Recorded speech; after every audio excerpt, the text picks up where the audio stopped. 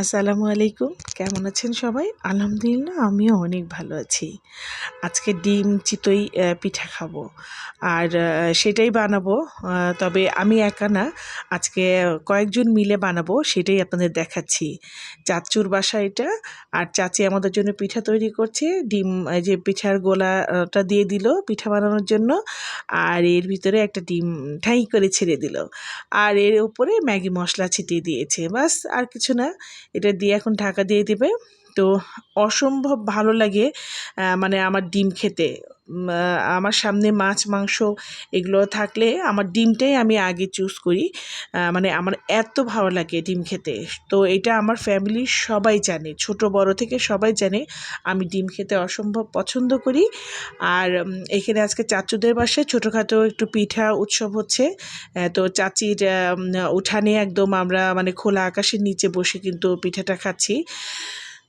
এখানে আমার পিঠাটা হয়ে গেছে, মানে চাচি বানিয়ে দিল, হয়ে গেছে। এই যে দেখুন কি অসম্ভব ভালো হয়েছে। ভিতরের কুসুমটা কিন্তু মানে মানে নরম আছে, মানে ক্রিমি যেটা হয় সেটা।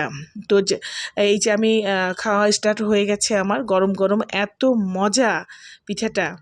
আবার এখানে চাচির বানানো পিঠা দেখে আবার আমার বড় বোন, সে জীবনের মানে প্রথম এই পিঠা বানাচ্ছে। তো সেও একটা ট্রাই করলো।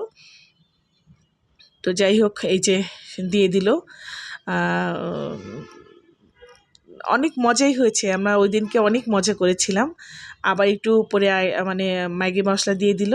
তো ওই সরাটা দেখুন কোথায় রেখেছে, আর সরাটা গলে ওই মানে ওটা কী ছিল, প্লাস্টিকের ব্যাগ ছিল, ওটা গলে একদম সরার সঙ্গে লেগে গিয়েছে। তো যাই হোক, মানে সবাই খুব এনজয় করেছিলাম ওই দিনকে। আবার এখানে আমি আবার একটু বানাতে বসলাম, তবে আমি ডিম দেব না। আমি এখন মানে রসে ভেজানোর জন্য তৈরি করছি। আমাদের মোটামুটি সবারই ডিম চিতই খাওয়া হয়ে গেছে। আর এখন আমি মানে ডিম মানে এই চিতই পিঠা বানাতে গেলেই মানে করি। দেখুন আমারটা কি সুন্দর ফুলেছে পিঠাটা। খুব মানে মানে এরকম পিঠাটা হলে না মনটা খুব ভালো লাগে।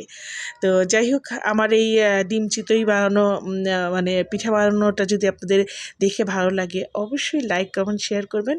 আর আমার জন্য বেশি বেশি দোয়া করবেন। আল্লাহ হাফিজ।